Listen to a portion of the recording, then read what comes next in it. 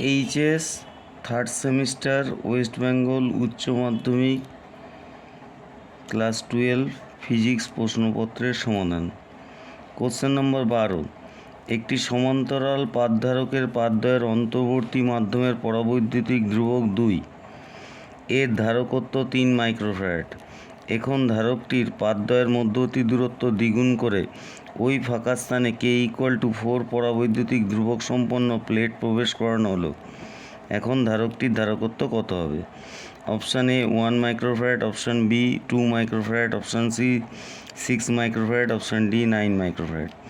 তাহলে capacitance value C equal to শূন্য মাধ্যমের ভেদনযোগ্যতা ε0 ইন্টু মাধ্যমের পরাবৈদ্যুতিক ধ্রুবক into plate area A divided by plate দ্বয়ের মধ্যে অন্তর্বর্তী দূরত্ব ডি। তার মানে 3 মাইক্রোফ্যারাড ইকুয়াল টু ε0। পরাবৈদ্যুতিক মাধ্যম প্রথমে ছিল কত? 2, পরাবৈদ্যুতিক মাধ্যম 2 প্লেট এরিয়া লেট এ, তাহলে into A divided by plate দ্বয়ের মধ্যবর্তী দূরত্ব ছিল ডি। তাহলে 3 microfarad equal to ε0 into 2 into A by D.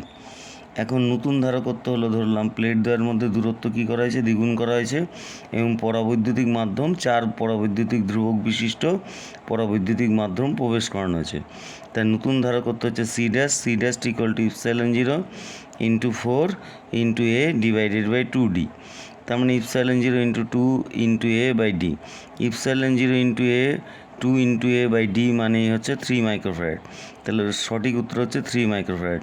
কিন্তু খুবই দুঃখের সঙ্গে জানাচ্ছি এখানে অপশান কোনোটাই ঠিক নেই। তার মানে অপশান হচ্ছে 3 মাইক্রোফ্যারাড সঠিক উত্তর হবে। এই কোশ্চেনটার অপশানটা ভুল আছে। নেক্সট হচ্ছে কোশ্চেন নাম্বার 13, দুটি পরিবাহী এক্স এবং ওয়াইয়ের ধারকত্ব যথাক্রমে 3c এবং c।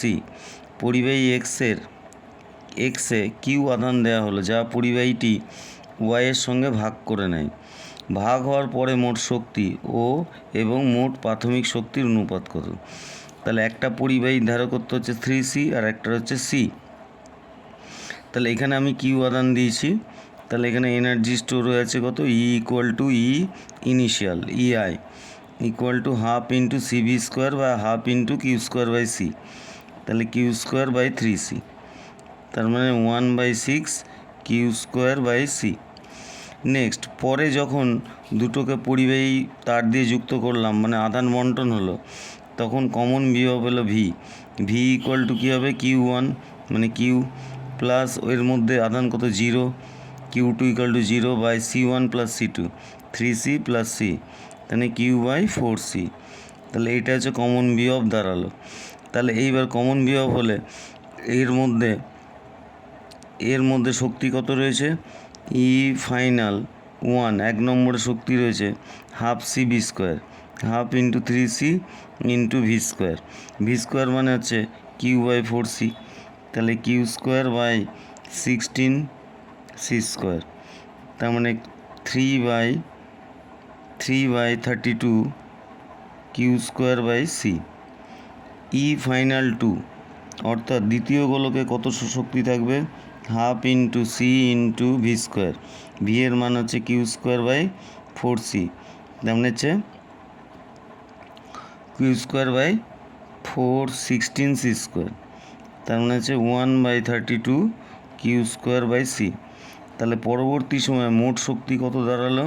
3/32 Q square by C plus 1/32 Q square by C, তার মানে হচ্ছে 4/32 মানে হচ্ছে 1/8 কিউ স্কোয়ার বাই সি। তাহলে পরবর্তী সময়ে শক্তি কত? এত। তাহলে EI by EF equal to 1/6 Q square by C divided by 1/8 Q square by C, তার মানে হচ্ছে 8/6, তার মানে 4:3। তাহলে option D is the right answer. That's all.